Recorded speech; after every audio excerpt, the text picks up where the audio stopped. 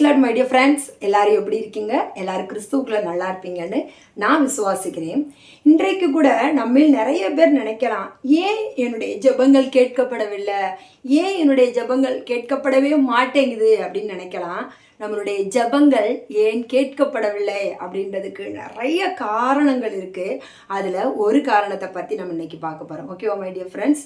யாக்கோபு 4:3 வசனம் இப்படியாய் சொல்லுகிறது, உங்கள் இச்சைகளை நிறைவேற்றும்படி தகாத விதமாய் விண்ணப்பம் பண்ணுகிறபடியினால் பெற்றுக்கொள்ளாமல் இருக்கிறீர்கள். ஆமென். இந்த வசனத்துக்கு என்ன அர்த்தம் அப்படின்னா, இப்போ நமக்கு நிறைய பேருக்கு தகுதிக்கு மீறி நம்மளுக்கு தேவையில்லாத காரியங்களுக்கு நம்ம என்ன செய்கிறோம், ஆசைப்படுறோம். இப்போ ஒரு சில உதாரணங்கள் நம்ம பார்ப்போம், சரிங்களா?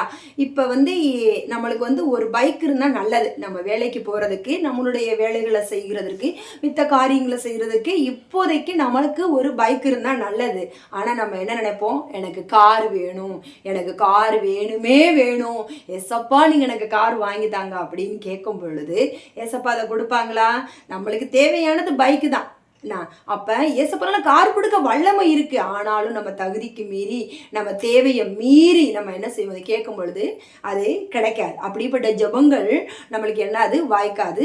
அது மாத்திரமில்லை, இன்னொரு உதாரணம் சொல்கிறேன். இப்போ உங்கள் வீட்டில் ஒரு குட்டி பையன் இருக்கான், அவனுக்கு 10 வயசு தான் ஆகுது. அவன் எனக்கு பெரிய பைக் வாங்கி தாங்க அப்படின்னு கேட்குறான். நீங்கள் வாங்கி கொடுப்பீங்களா? முடியாது. ஏன்னா அவனுக்கு கால் எட்டாது, அவனுக்கு இன்னும் குறிப்பிட்ட வயசு வரல, அவனுக்கு லைசன்ஸ் வாங்கணும், நிறைய இப்போ கவர்மெண்ட் ரூல்ஸ்லாம் மாறி இருக்குது. அப்போ நம்ம என்ன செய்ய மாட்டோம், வாங்கி கொடுக்க மாட்டோம். ஒரு குட்டி பாப்பா இருக்குது, அது கையில் போய் நம்ம என்ன செய்வோம், நெருப்பை கொடுப்போமா? கொடுக்க மாட்டோம். அப்போ ஒரு வசனத்தில் வேதம் இப்படியா சொல்லுகிறது, உங்களுக்கு இன்னது தேவை என்று பரமபிதா அறிந்திருக்கிறார். அப்போ நம்மளுக்கு எக்ஸாக்ட்லி நம்மளுக்கு என்ன டைமில் எந்த பொருள் கிடைக்கணும் அப்படின்னு ஏசப்பா முன்குறிச்சிருக்காங்களோ அப்போ நம்மளுக்கு நிச்சயமாக என்ன கிடைக்கும். அது மாத்திரமில்லை, இப்போ நிறைய வாலிப பெண் பிள்ளைகள் என்ன செய்கிறாங்க அப்படின்னா, ஆண்டவர் வேதத்தில் சொல்லியிருக்காரு, ஒருத்தவங்களோட விழா எலும்புல இருந்து தான் நம்மளை எடுத்திருக்காங்க. அப்போ ஆதாமுக்கு ஏற்ற ஏவாள் அதை போல் ஒரு துணை இருப்பாங்க. நம்மளுக்கு நம்ம பெற்றோர்கள், நம்ம உற்றார் உறவினர்கள் எல்லாரும் பார்த்து கர்த்தருக்கு பிரியமான ஒரு துணையை நம்மளுக்கு கொண்டு வரும் பொழுது நம்ம என்ன செய்கிறோம், எனக்கு இந்த மாப்பிள்ளை தான் வேணும், எனக்கு இந்த பொண்ணு தான் வேணும், ஏன்னா அந்த பொண்ணு அழகாக இருக்கா, கை நிறைய சம்பாதிக்கிறா, கவர்மெண்ட் வேலை பார்க்குறா, உயர்ந்த இது அப்படின்னு சொல்லி நம்ம நிறைய காரியங்களை நம்ம சுயத்தை என்ன செய்கிறோம், இதில் கொண்டாந்து செயல்படுத்தும் பொழுது அங்கே தேவனுடைய சித்தை என்ன செய்யாது, நிறைவேறாது. நம்மளுடைய ஆசை அங்கே என்ன செய்யாது, நிறைவேறாது. அப்போ நம்ம பெற்றோர்கள் பார்த்து நம்ம கர்த்தருக்கு பிரியமா, கர்த்தருக்கு சித்தமான காரியங்களை நம்ம கேட்டு ஜெபிக்கும் பொழுது ஏசப்பா என்ன செய்வாங்க, நம்மளுக்கு அதை நிறைவேற்றி கொடுப்பாங்க.